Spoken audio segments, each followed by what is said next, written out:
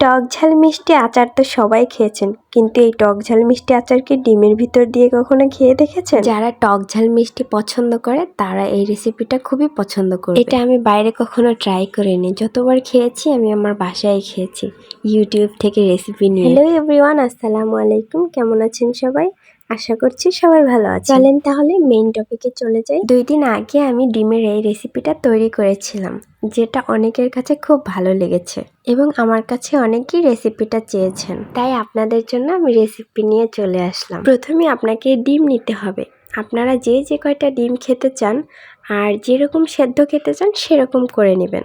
যেমন half boil খেতে চাইলে হাফ বয়েল করে নেবেন, ফুল বয়েল খেতে চাইলে ফুল বয়েল করে নেবেন। দেন ডিমটাকে সেদ্ধ বসিয়ে আমি মশলা বানানোর জন্য টমেটো, কাঁচামরিচ, ধনেপাতা, শসা এগুলোকে কুচি করে নিয়েছি। এর ভিতরে আপনি গাজর টাজর যা পারেন সব কিছু অ্যাড করতে পারবেন। আমার কাছে যা ছিল আমি তাই অ্যাড করে দিয়েছি। এইদিকে কাটাকুটি করতে করতে আমার ডিমগুলো সেদ্ধ হয়ে গিয়েছে। দেন এগুলোকে আমি খোসা ছাড়িয়ে নিয়েছি। এরপর আমি ডিমগুলোকে পানি দিয়ে সুন্দর করে পরিষ্কার করে নিয়েছি। চলেন এবার আসা যাক মশলার পর্বে। এখানে আমি আমার পরিমাণ মতো কাসুন্দি নিয়ে নিয়েছি। দেন এখানে আমি সরিষার তেল, লবণ, চিনি, আচার, এটা হচ্ছে তেঁতুলের আচার অ্যাড করে দিয়েছি। আর পরিমাণ মতো চিনি দিয়ে সুন্দর করে এটাকে মাখিয়ে নেবেন। শরীরের যত শক্তি আছে সব দিয়ে খালি চটকাতে থাকবেন ভালো করে এটাকে মিক্সড করতে হবে। দেন এখানে আমি লেবুর খোসাটা অ্যাড করে দেবো একটু স্মেলের জন্য, অনেক ভালো একটা স্মেল আসে। অল্প একটু লেবু চিপে সাথে দিয়ে দেবেন একটু টমেটো কেচাপ। গুঁড়ো মশলা হিসেবে আমি অ্যাড করেছি 5 ফোড়নের গুঁড়ো আর জিরার গুঁড়ো। ব্যাস এই তো রেডি হয়ে গেল আমাদের মশলা।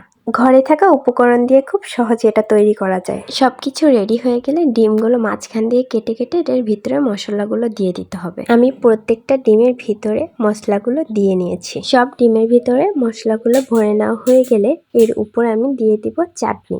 এটা হলো স্পেশাল চাটনির ভিডিও ক্লিপসটা নিতে আমি ভুলে গিয়েছি। এই চাটনিটা বাহিরের আচারের থেকে খুবই মজার হয়। এই চাটনিটা বানাতে খুব বেশি জিনিসের প্রয়োজন নেই। আপনার বাসায় বানানো মিষ্টি তেঁতুলের আচারের সাথে একটু চিনি অ্যাড করে দিবেন আর একটু 5 ফোড়ন মশলার গুঁড়োটা অ্যাড করে দিবেন যাতে ঘ্রাণটা ভালো আসে।